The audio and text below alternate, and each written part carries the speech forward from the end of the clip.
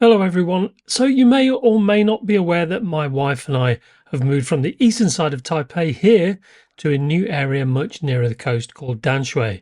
And whilst it was an upheaval, not least for my smart home setup, the new place has allowed me to start over. It's also a very nice place.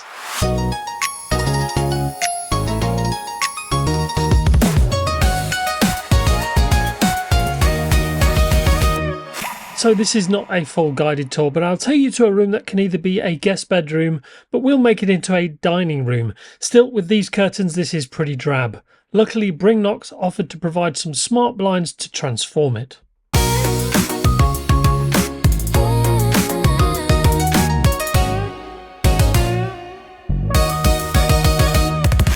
Bringnox sent two sets of very large blinds, although as you'll see later, due to my once again less than due diligence, I did encounter an issue. More on that later, but let's unbox one of them to see the contents. We'll come to the actual blinds in a minute, but for fitting them, you get a series of screws, expansion plugs, and these special brackets.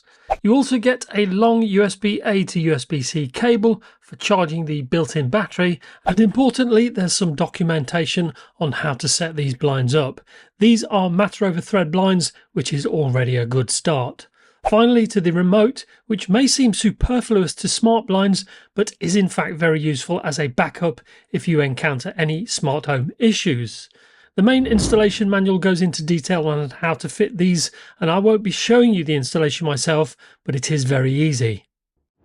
Let's have a closer look at the blinds now, and first off, the feel of the material does not feel cheap at all, which is already a good sign. In my case, I went with tree bark white with the 70 referring to the amount of light filtering, as these are not blackout blinds. The top section features a sort of dust guard or buffer, which I've not seen on other blinds before, and although it has yet to be fitted, you can make out the bottom rod, which comes in a total of 6 different options to choose from. I went with the basic teardrop shape, and it's not plastic, so it helps stabilise the blinds very well. I went with a valance, although I already have valances where these are going to be installed. Oh well. Because these blinds use thread, there's an antenna fitted, which is easy enough to hide. Also attached to the antenna is a sticker containing one of 2 instances of the Matter code in QR and digital formats. The same code is also stuck to the aforementioned bottom bar, but I'd still advise you to make a note of these codes as they can easily be removed or defaced somehow. If you've not encountered these mounting brackets before, they're quite different from the ones that sit at either end of your roller blinds. These don't require as much accurate placement and also allow the blinds to be easily taken down if needed. They basically hook into a track at the top of the blind cassette and simply click into place, with the same being true when you need to remove them, so you simply push the blinds into place. For me, I'm totally sold on this design and find it hard to go back to the bookend style mounting brackets. First things first, and I need to remove the old curtains and tracks, which was thankfully pretty easy. I'm not a DIY person really, but to me having the basic right tools is all that's usually needed. Our neighbours also have blinds that are always closed, so you can see that blinds are useful for privacy even if this is only going to be a dining room. So the first of 2 blinds is fitted, and these blinds come preset with the right drop length and a paired remote. So I'll just test the blinds with the remote to make sure that's definitely the case. They also advise charging the batteries just in case they've been in storage for a while, which is what I'm doing now. All seems to be working as expected, and it's also worth noting that the blinds can be set to one of 2 speeds. I have this blind set to the faster speed at the moment. Changing to the lower speed will result in an even quieter motor sound as well as using less battery. So if that's important to you, the lower speed is definitely the best option. Changing the speed is enabled via the remote only. So moving house isn't fun at the best of times, and with a complicated smart home setup like mine, it's even less fun. Still, some things are easy to move than others, like wired smart bridges, for example. Cameras, although you might need to reset them if you change your Wi-Fi network. Sensors are easy, either Zigbee or Thread, so they should be okay in the main. But when it comes to locks, some are not so easy to transplant, like my trusty Aqara A100, which I had to leave behind. This brings us to the only downside of custom blinds measured for specific windows.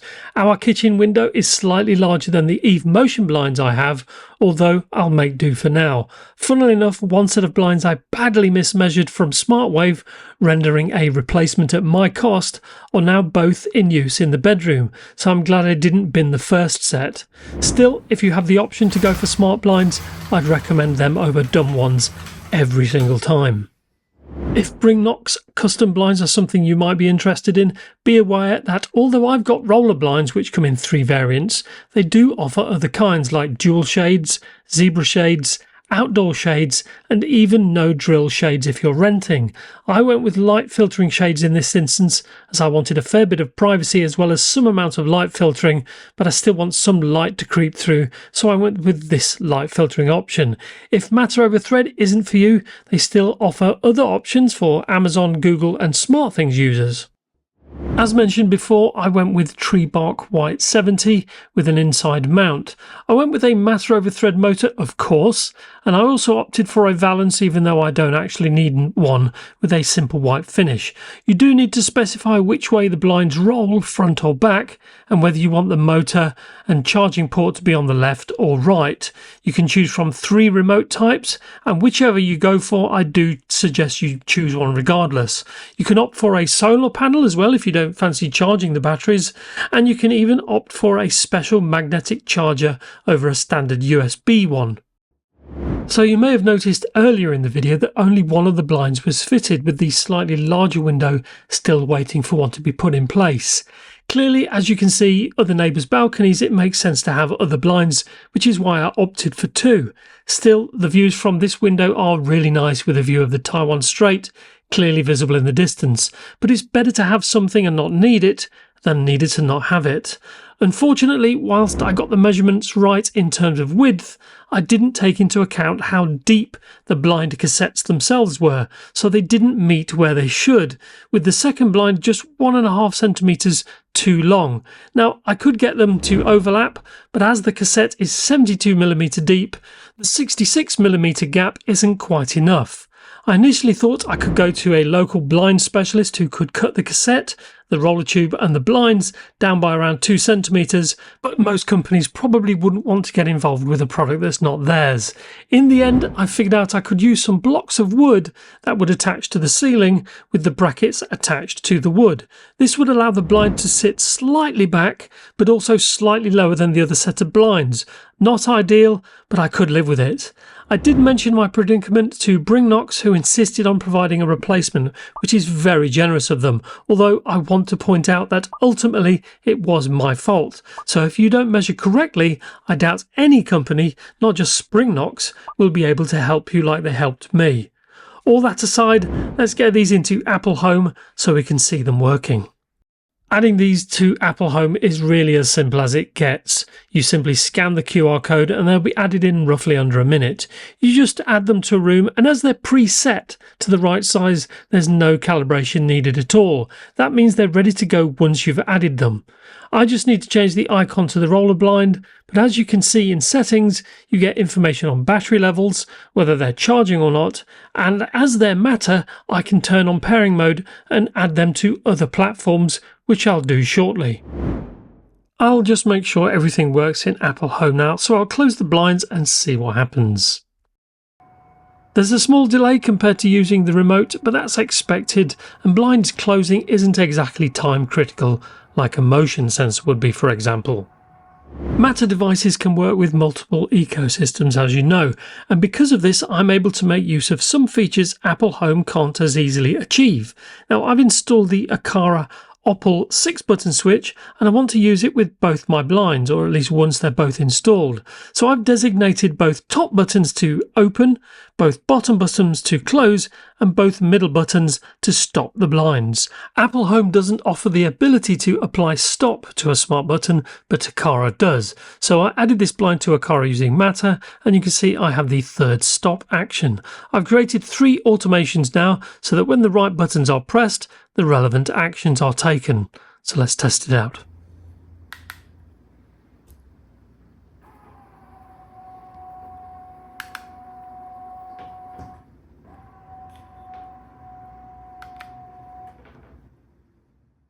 On to the pros and cons, starting as we frequently do now with Matter over Thread.